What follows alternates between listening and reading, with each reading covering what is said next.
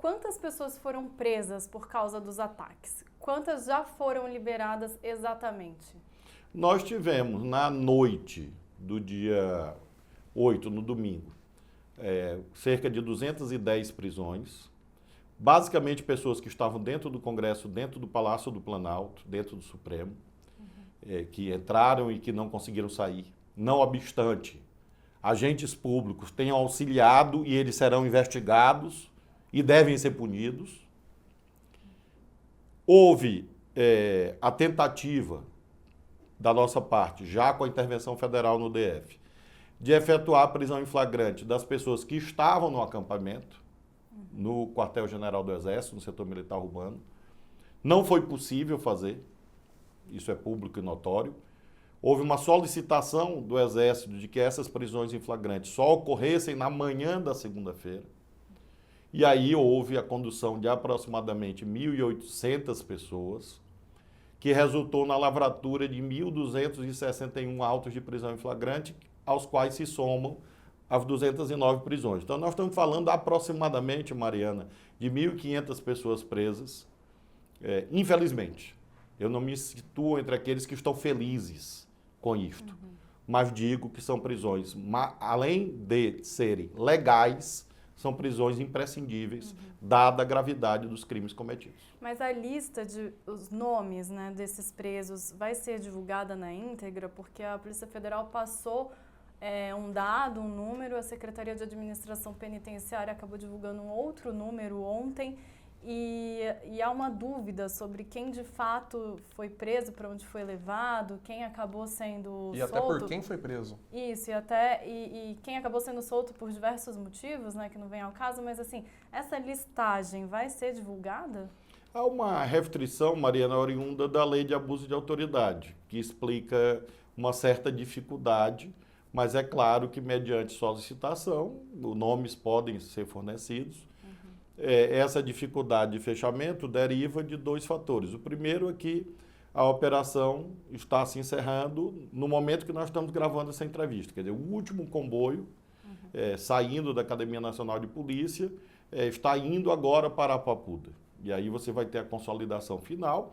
E houve, como você mencionou, também no momento da oitiva das pessoas, por motivos humanitários e com autorização do ministro relator do inquérito, algumas situações em que houve apenas a identificação, mas não houve a prisão. Isso derivou de uma variedade de situações, como moradores de rua, pessoas com crianças, idosos com mais de 80 anos, pessoas doentes, porque eu sempre digo, fazer justiça não é justiçamento. A gente tem que cumprir a lei está sendo cumprida.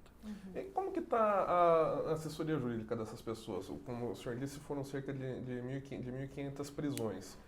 Tem relatos de que não teriam sido feitas todas as audiências de custódia dentro do prazo que o CNJ estipula, que são 24 horas.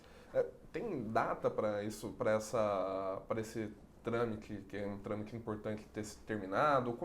Em geral, como que está a assessoria jurídica desse pessoal e como que estão as audiências? Nós tivemos a presença lá na Academia Nacional de Polícia de comissões do Ministério Público, da Defensoria e da OAB. Todas atestaram que o tratamento devido estava sendo efetuado e as audiências de custódia são marcadas pelo Poder Judiciário. É claro que nós estamos falando da maior prisão em flagrante da história brasileira e provavelmente uma das maiores da história do mundo e da história mundial. Então é claro que o Poder Judiciário também vai precisar fazer um mutirão, que deve começar hoje, de audiências de custódia. E aí caberá a cada juiz decidir o destino de cada pessoa. É importante esclarecer isso a todos que nos acompanham, que não é o governo, não é o presidente, não é o ministro da Justiça que define quem fica preso, quem fica solto e por quem, em quais condições e que lugar. Quem define isso é a Justiça, o Poder Judiciário. Então, o Poder Judiciário que diz quem fica preso, quem fica solto, para onde vai, se tem medida cautelar, se apreende, em que condições. Cabe apenas à Polícia Judiciária, que é a Polícia Federal, no caso, tomar as providências e requerer medidas. Nós requeremos várias medidas já, inclusive novos mandados de prisão. Ontem mesmo nós já tivemos novas prisões, hoje haverá, amanhã haverá, até que se identifique toda essa cadeia criminosa que tentou dar um golpe de Estado no Brasil. Agora, ministro, a resolução do CNJ, de alguma forma, já foi descumprida por causa do prazo de 24 horas. E considerando que foi uma prisão em massa muito grande, como o senhor tem falado, talvez uma das maiores prisões em flagrante, ter descumprido essa cláusula do CNJ e outras questões pode atrapalhar no julgamento, ou fazer com que essas pessoas acabem sendo liberadas quando deveriam ser mantidas presas? Não, Mariana, porque, inclusive, o Código de Processo Penal, quando trata da audiência de custódia, havia um dispositivo que determinava que a não realização da audiência de custódia implicaria automaticamente na soltura da prisão. E esse dispositivo foi suspenso pelo Supremo em sede de ação direta de inconstitucionalidade. Então, não há o que tecnicamente no direito a gente chama de prazo impróprio, né? Um prazo sem sanção. Então, o prazo, claro, há uma situação objetiva que levou que em vez de 24 horas sejam 48. Mas isso não leva a nenhum tipo de nulidade, até porque haverá as audiências de custódia ao longo dessa semana, com a participação de dezenas de juízes. E aí cada juiz vai decidir se mantém as prisões, se solta, se impõe medida cautelar. Realmente aí não é uma decisão política. Mas esse mero fato de horas é justificado exatamente pelo fato de nós estamos falando de aproximadamente 1.500 prisões em flagrante. E a Polícia Federal informou que algumas pessoas com problemas de saúde, em situação de rua e pais e mães com crianças foram liberadas, né, como o senhor já até mencionou. Em que situação essas pessoas foram detidas e há a informação de quantas crianças estavam nesse grupo?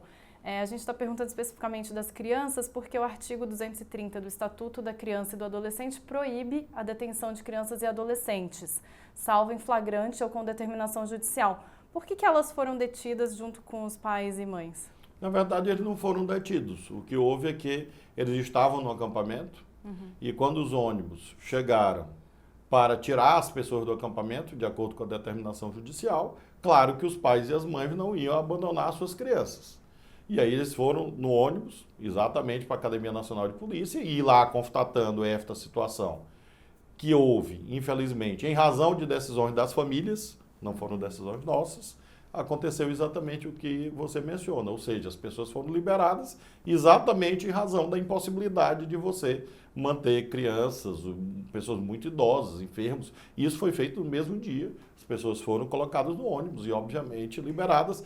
E curioso, Mariana, que isso despertou críticas, inclusive, contra mim, às vezes, porque as pessoas acham que sou eu que mando. Não sou eu. Existe um delegado, existe um judiciário. Não é o ministro que manda nisso. E aí algumas pessoas enxergaram nisso uma espécie de leniência.